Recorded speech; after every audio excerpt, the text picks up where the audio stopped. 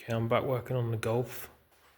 The timing belt job on the 1.4 TSI and BLG engine code. So just to verify, the fault codes I was getting was saying that there was a intermittent correlation timing issue between the camshaft and the crankshaft sensor. So yeah, as expected, it's done 120 odd thousand miles or whatever. So the timing chain is definitely too slack.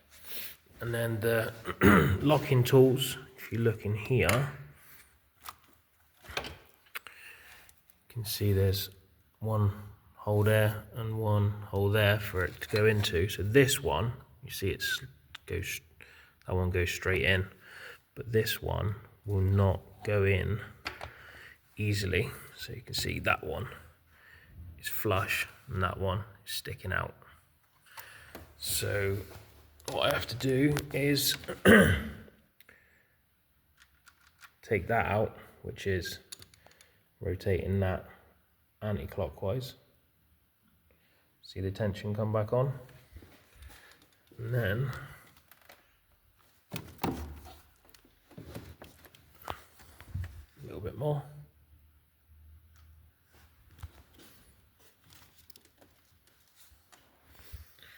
A little more again. And there's it. Just need two hands, gotta pull that, hold it, and get these pushed in at the same time. So we've got our DTI set now at 0. So I've got my locking tool in the back, which is around there. So that's locked in. That picks up on the crankshaft. So you can use cylinder 1 or 4. I just use 4 just because there's a bit more space over here. Don't forget that when 1 and 4 come up, they come up together. So you can use either. This one is going to be left-hand thread. So it's going to be clockwise to undo. This one is normal right-handed thread. So the exhaust cam is normal right-handed thread, and the inlet cam, which is the VVT, variable valve timing sprocket.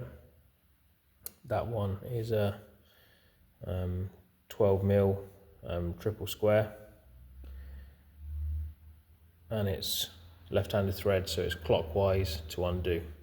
You need your holding tools in here to hold it and to hold this one. So yeah, that just verifies it. See, now that I've got everything locked in position, you see the tension comes back on the chain at the top, but if you look at the tensioner down there,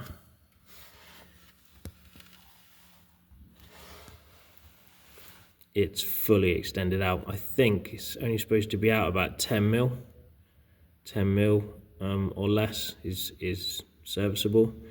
Once it comes out further than 10 mil, it's suggesting that the chain's stretched and it needs to be done. Well, that's out way further than that.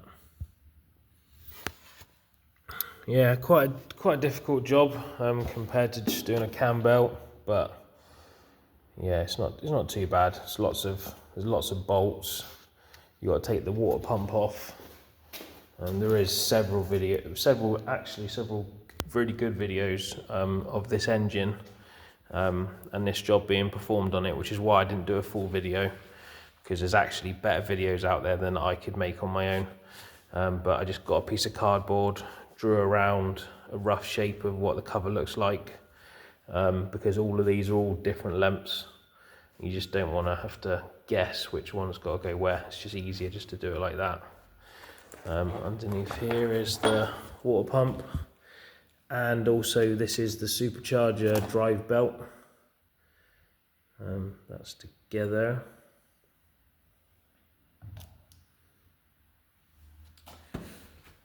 Yeah, just lots of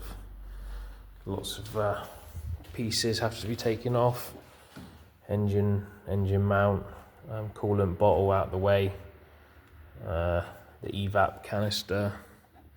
I just moved it out of the way. Some people disconnect it, I didn't need to. The alternator, a couple of bolts here. Disconnect the battery first, you don't want to be dabbing this on something metal and shorting the battery out. So yeah, a couple of bolts through there, 13 mils. They're the long ones. They were the ones here. And then just swing that out of the way. Didn't need to disconnect it electrically or anything. I literally just moved it back. And then there's a cover over the turbo here. And you've got to take this water line off. It's got one 5mm hexagon bolt there. Another bolt there. The cover itself had 2 bolts here. There again, they were T30s, and then there was a 10mm rusty bolt here. This is the cover to get access to that coolant pipe on the turbo. There's the rusty bolt that was in there. There's also that bolt that went on the top, which held that in there, which is the engine cover pickup point as well. Yeah, battery, airbox out, just gives you access to this area. There's one bolt down there, which is just this metal bracket. So you got one here, one down there, one over here, and then undo that there. And that just gives you enough room just to tease that away. So you can slide this plate in, coil pack out, spark plug out, DTI gauge in, down to the bottom, screwed in. You don't have to worry about zeroing it until you've spun the engine round clockwise and you get to a point where these look like they're at, this one would look like it was at about 4 o'clock or 4:30, 5 o'clock down there, and then this one would be about 7 o'clock that way. So then you know that you're close, and then you pop your locking tool in the back, which is going to pick up on your crank. And then if you slowly, or if you leave that locking tool out like I did, I knew I was close because these were near. Don't forget, if your timing slipped and one of these is jumped a hell of a lot, one of them might look like it's close and the other one might look like it's way out. That is to be expected sometimes. It just depends how far you've let this go or the customer's let it go. So get these, what looks like somewhere close. As you're rotating, you'll start to see this moving because obviously the piston's coming up to it.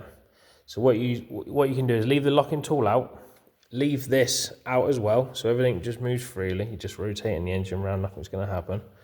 And then as you watch this, you'll see it going clockwise. And then as you reach top dead center, it'll stop momentarily, and then the piston is starting to go down, and then the dial will start going backwards. You know you're at top dead center then. So have a look on this end, verify that these are correct or close enough. And then pop your locking tool. So just wind the engine back just a teeny bit so you can get your locking tool in. Put your locking tool in, screw it in all the way, and then just wind the engine gently around till you feel like some resistance. And you'll see your needle will get to a point and it'll just like bounce back. And you know that you're just basically just bouncing the stretch in the chain because your locking tool is already locked. So all you're doing is just sort of flexing this. And you're seeing that on there. Then you know that your bottom end is at TDC. So you can turn your dial to 0. And then, like I just did at the beginning of the video, in my case, this one was in the right position, so I was able to slide that one in, and this one was the one that was out. So then, as you saw, all I did was move this one.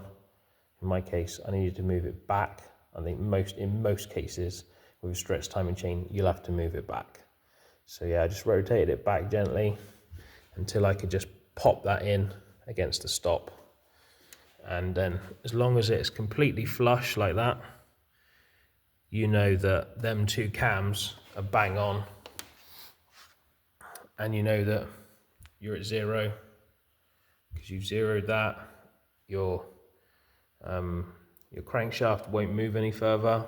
It's hitting a stop. Be gentle, don't overdo it. You don't want to break anything or bend anything or get your locking tool jammed in there or something silly. So yeah, just go steady and don't rush it.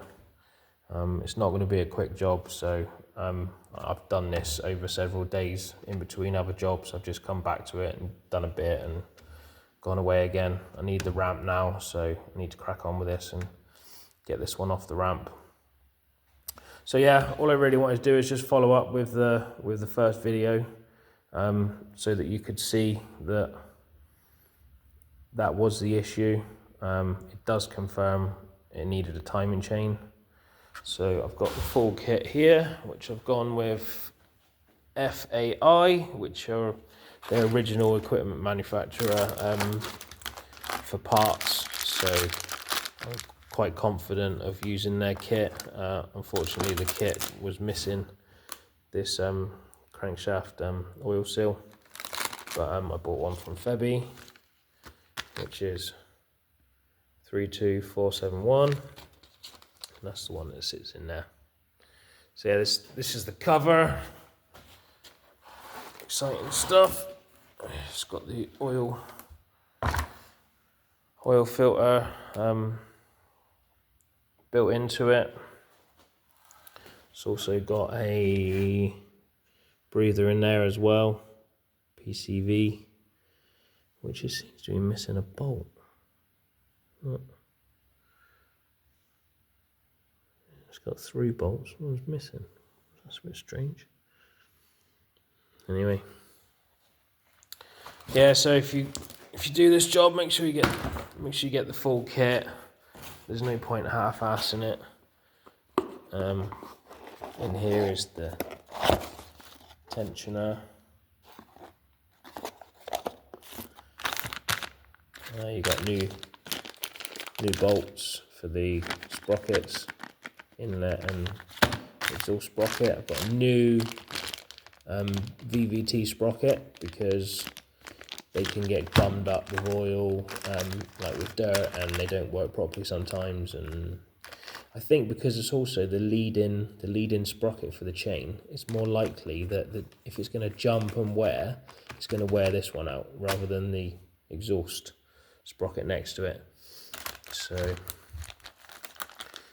these are the lower sprockets. These two, and then a couple of guides and a chain. It's quite a dainty little chain, isn't it? Not a lot to it, but anyway, it'll do the job. So I'm going to crack on, get this back together again. I will make a follow-up video just to conclude, showing if the repair was successful and if there was anything else that I needed to do. If you saw my other videos, I've already changed that because that is the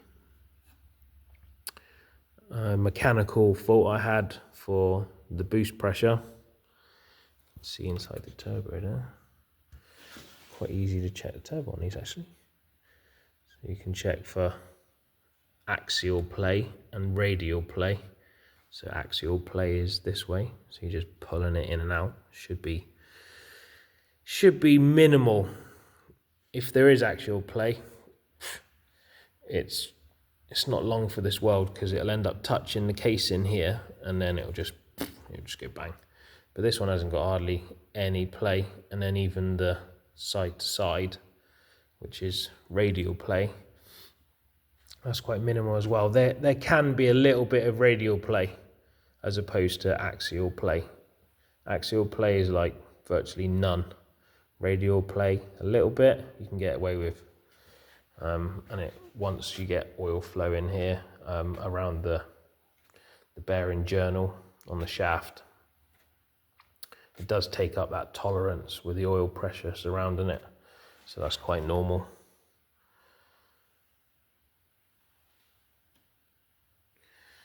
Okay, that's the end of the video.